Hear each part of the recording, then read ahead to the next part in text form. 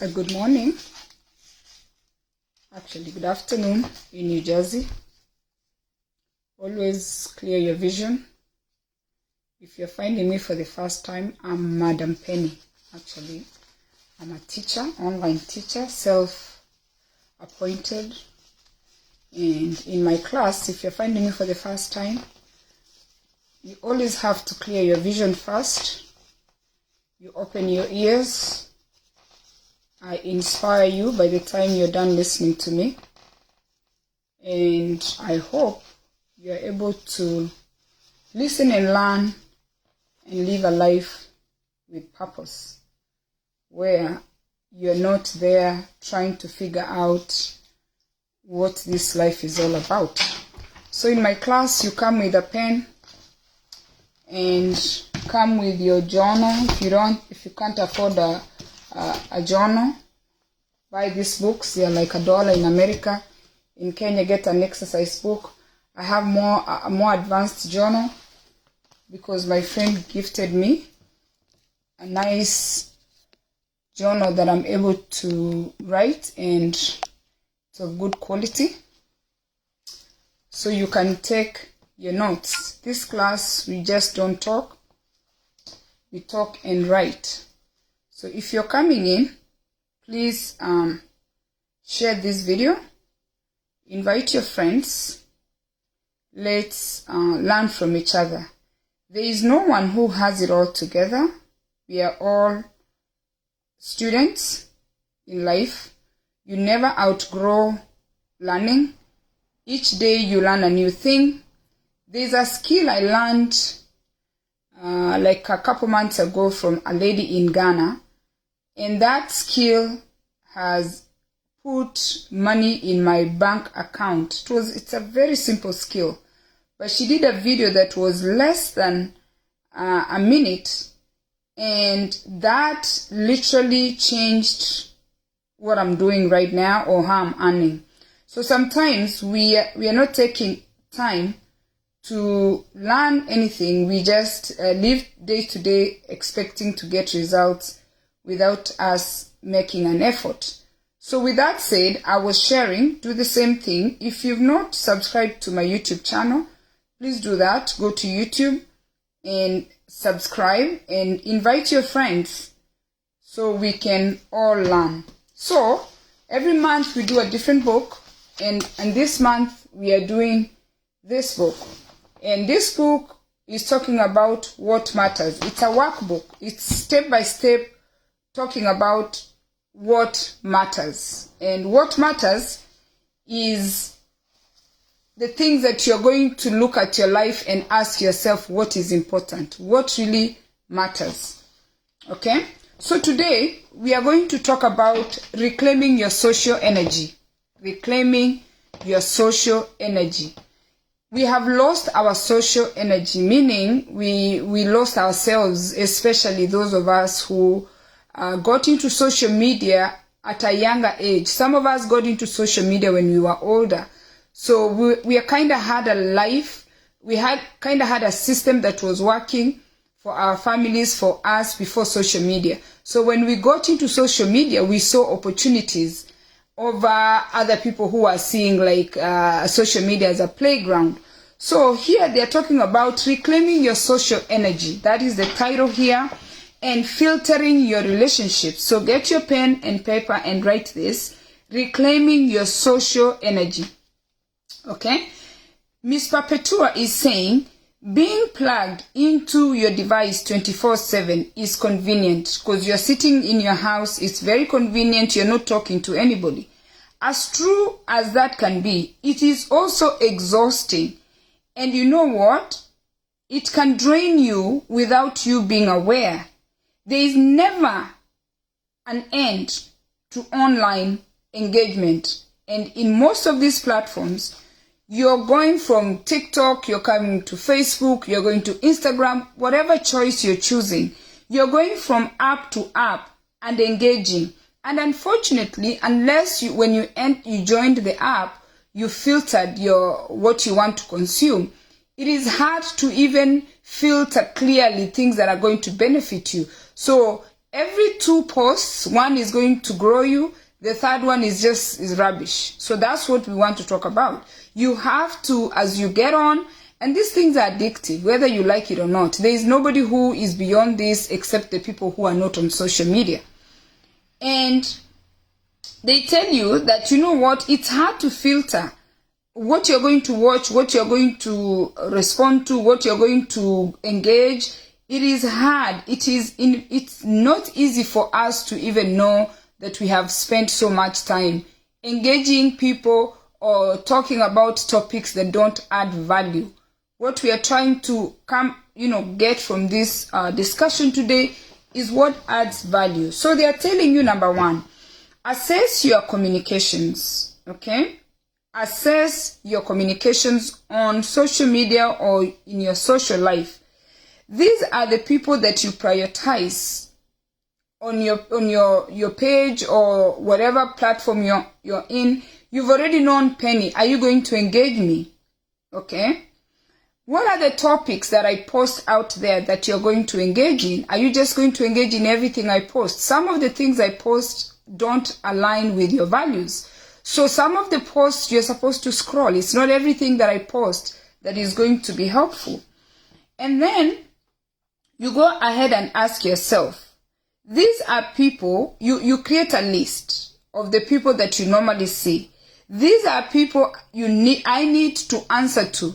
And then you create another list. These are people I don't need to answer to. I'm just going to scroll through. Okay? And then when you're doing that exercise, you're going to ask yourself, if I stopped answering to Penny, if I stopped answering to Mary, if I stopped commenting on so-and-so's posts, how does it make me feel? Because some people probably have guilt of not, talking to their people on Facebook, but you can filter, or Instagram, you can filter and reduce your list. How is it going to make you feel? Are you going to feel some kind of way? But ask yourself, if you had to do this exercise, and this is why we are here, if you had to filter what you're consuming, how do you think is going to benefit you? So write that down. And then number 1 is to assess your communication. Number 2, review your contact list. If you have a list of people that you've written on your contact list, there are people you have on your contact list and you have nothing to do with them, you don't remember them. There are people you shouldn't even have there because you've not spoken for so long. Do you even have numbers of people that you don't know? You know how you meet people and you take their numbers and nothing really ever materializes? Okay? Ask yourself, on your contact list, I have about 2,000 people on my contact list, and that includes my followers, includes my fans or customers. Ask yourself, among all the people that are on your contact list, what qualifies them to be in your contact list? All right? And then number 3, assess your notifications on your apps. We get notifications. Recently, I just could not take the notifications from WhatsApp. I just can't take it. The notifications from WhatsApp, when somebody writes something, it clicks. Especially if you're in groups, very annoying. And maybe because of my age, I just want to sleep when I want to sleep. So I went there and muted everyone. I will talk to them when I wake up. There's nothing so important that I need to hear in my sleep that is going ting, notifications, ting from Facebook. I turned all of them off because they were so annoying. Okay? And ask yourself, on your notifications, because we are talking about assessing your notification, are there apps that your notification has to be on? For my page, my business page, Penny O Fashions, I need notifications to be on when people make an order because that's my source of employment. There are some notifications you need, but ask yourself, do you need notifications from just comments that you made on Facebook? You're seated somewhere. That thing is destructive. The noise, thing. If right now I do that, you'll hear that noise. If I was doing something, I'm going to look. So, do you need those notifications? And then they're asking you to ask yourself, are these notifications necessary? Do you have to have these notifications? Okay? and ask yourself, if you muted your phone, what's going to happen? And the next page says, you need to understand why this matters. And I'm going to read her exact wording, because this is a doctor that has studied and done research. Notifications and that constant urge to keep replying out of habit or because you think you should, make you less engaged in the present moment. You switch your attention back and forth across different conversations. And then, with time, you lose focus, meaning your focus is divided between your present, where you are, and those notifications. All right? You're so busy trying to see what Penny said or what so-and-so said, when maybe you are supposed to have been making, like I make with my beads. Those ting, they're distracting you. They're asking you, you need to understand why that matters. And then she's telling you, you need to connect with what matters. What matters?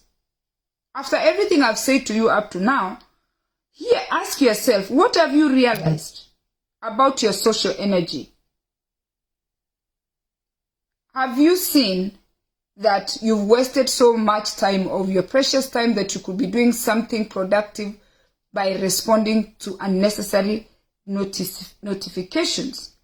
And then she's challenging you to ask yourself, after you did that exercise, what did you realize? What surprised you the most? And then the next one is taking action. First, commit to what you've identified in the previous discussion.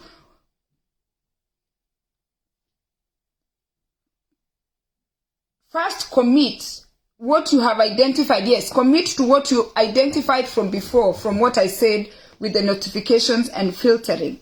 Okay? Then 2, turn off all unnecessary notifications.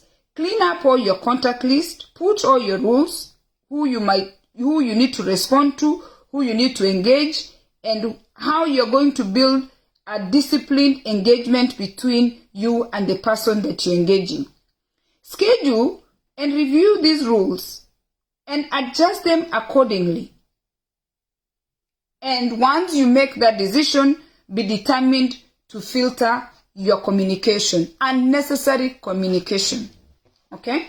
Then the next discussion, which is part 2, is to identify who you will say what to. That is a big one. Who you will say what to. Okay? I'm going to read word by word. A key part of a relationship is knowing what and how much to say to whom. Sometimes, when you give too much information without considering boundaries, you can make people uncomfortable. You may not do this intentionally, but because you were nervous and rambling, or you felt comfortable, you forgot to think before you spoke. People may feel like they don't share enough information, or people may feel that they are withholding information. But you have to evaluate the relationship you have with someone before giving too much information, because this could come back to bite you. Sometimes you just get right if you're lucky to share information with the right person and they help you. But in some cases, we have shared information that came back and really destroyed us. So you need to think, who are you sharing this information with? This exercise of trying to filter who you are sharing information with is going to give you a clear knowledge of where, who, and what to tell at what time.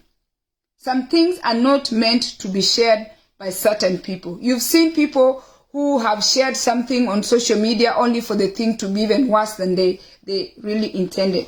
Okay? Now, how are you going to filter? She has broken down how you're going to filter who to tell what. When you meet strangers, okay? People you don't know, what topics are you going to discuss with them? Where are you going to place these strangers? Number one, those are strangers, people you don't know. What are you willing to tell a stranger? Number two, acquaintances. Who are these acquaintances? What topic should I talk with my acquaintances? And these acquaintances, what should I filter what to tell them and not to tell them? What information belongs to the acquaintances? And number three, your colleagues or your new friends, your co-workers, people that you work with. Ask yourself, who are these people? What topics do you bring up or discuss with your co-workers? Sometimes we go to work and we overshare about our personal lives without thinking that whatever we are sharing with our co-workers is going to even be used against us, even when it comes to job performance. People just lose respect for you if you keep telling them some things. Some things are just personal. So be careful what you're sharing at work. You can't go to your boss and start giving your personal information. What are you sharing? What qualifies these co-workers to be told certain things? There are people who've shared some very personal information at work and everything just backfired on them. And some have even lost their jobs. Number four, very close friends and family members and mentors. You have your husband, you have a wife, you have your children, you have your sisters, you have your brothers, you have your cousins, family members. What information are you sharing with your family members? What are you telling them? What are you telling anybody that is mentoring you? Do you filter? What qualities, what qualifies so Penny to be told A, B, C, D? Okay? What qualities are they adding? What qualities do they have that when you're telling them these things that is going to add value into your life? Those are the questions you're supposed to ask yourself. Okay? Now, then she moves on to the next level where she's talking the innermost level. You have to have at least one person that you fully trust, whether you cannot trust somebody 100%. These are people who have been set aside for special things. And that's why we go for therapy. Because the therapist, you can trust the therapist with everything. Because you don't know them. And that's why I love therapy. I love talking to a therapist because when I finish talking to the therapist, she's not or he is not going to pick the phone and call my husband. Where is he getting my husband's phone? He's not going to call my employer. He's not going to call my children. When you talk to a therapist, it's supposed to end there and that's the end.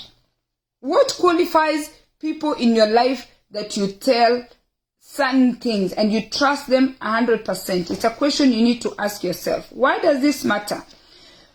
Most people go through life never thinking what to say to whom and when. This lack of thoughtfulness means some relationships are going to be affected because people told people the wrong information. Maybe an acquaintance was not meant to know certain thing. Maybe a co-worker was not meant to know a certain thing. Maybe a sister was not meant to know a certain thing. The only thing you can control in a relationship is how you act. Okay? And in that, you influence the quality of the relationship you're going to have with someone. How you act, what you say to the person. I was telling my daughter this morning that I learned how not to get in conflict with people. I believe it was like 1997. I got into an argument with my niece and she was being disrespectful. The next thing, and she was in my house. The next thing, she's cussing me out. The next thing, I'm punching her. The next thing, the police are here. That happened in 1997. And I called myself to a meeting and I told myself that that was very much unnecessary. I wasn't in my village. I was in America and I should never get physical with anyone. And I told myself, moving forward, I'd rather not engage. If I'm in conflict, I'd rather if I have nothing good to say, I'd rather not say it. And I'm the type, if you're in conflict with me with words, if I say the things I want to say to you, you're not going to forget. You might have to talk to a therapist. So one of the skills I have learned to let things go, because if I tell you exactly what I want to tell you, you could abuse me like something small, especially if I know you. But if I abuse you back, I will do more damage than you did to me. So I have learned to filter what I'm telling people, because they will use that information against you. Okay? Why does this matter? Why does it matter for you to filter what you're saying or how you're reacting? Because you have to give information to the people that the information belongs to. After listening to me, you need to ask yourself, what have you learned about yourself with the things that you tell people? How much information are you giving people? Who are you giving this information? Because that day I got into a fight with my niece. My father had said something to me. My father was here and my father was going back home, and she gave me things to send home and I didn't send it, so I brought it back. But during my father's stay, there's something he had said to me and I thought it was funny, so I shared it with her. In that time of a conflict, she used it against me, and it wasn't something like bad, but still she mentioned it. And I'm sure a lot of you have had conflicts where you're arguing with someone and somebody used that information that you shared, very personal information that you shared against you. And then you're looking at it like, why did I share? Like women, I also have a friend that told me that she got into a new relationship and she was talking to her husband, and her husband asked her, how many, people have you been with since before we met? And she said, about 14, you're like number 15. He asked the question and she was truthful. She gave him the number, and then that ruined the whole relationship. So every time they were in conflict, he'd be like, so no wonder you left all the other 14 guys. Come on now. So you have to be careful who you are sharing the information to. So finally, they want you to assess your situation, assess your social skills, assess who you share information with. That's number one. Number two, reflect back. When you did ABCD, how did you feel? Were you happy? Were you unhappy? When you shared information that you are not supposed to share, when you talk to people, reflect back. Number three, plan how to come out of that situation, right?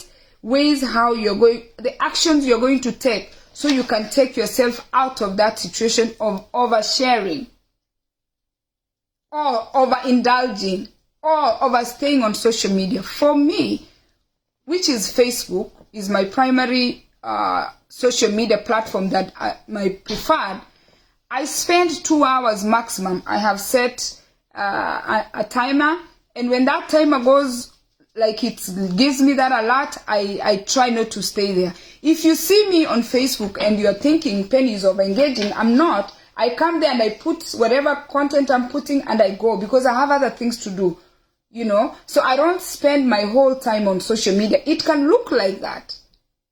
It can look like this person is always here. Somebody was telling me every time they come on social media, they'll find me there. So I'm thinking, you are there. So every time you come, you find me. So we are there. But they were concerned that I was being on social media a little too much, but they don't know. So I have to go, just not that I need to show them, I have to go to my timer and show them that, you know what, I actually have a timer. What they're trying to tell you, filter the information that you are sharing. Filter who you are telling. Filter your contact list.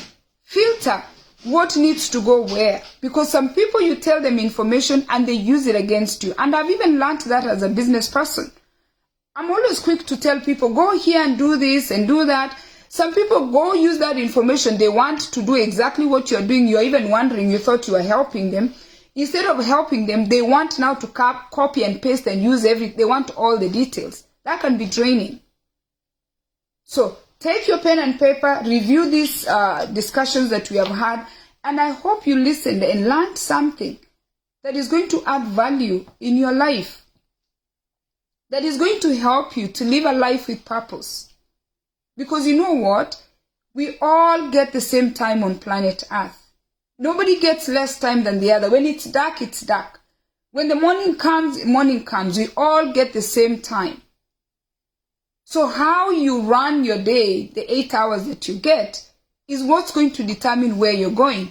Maureen is saying people need to mind their business. You don't need anyone's approval to do your thing. Yes, but they kind of like it. That's why, Maureen, that's why I'm talking to people, because people forget to mind their business, and they mind my business without knowing what's behind my business. They tend to think that they are helping you, but they are not helping you because they don't know what you're doing.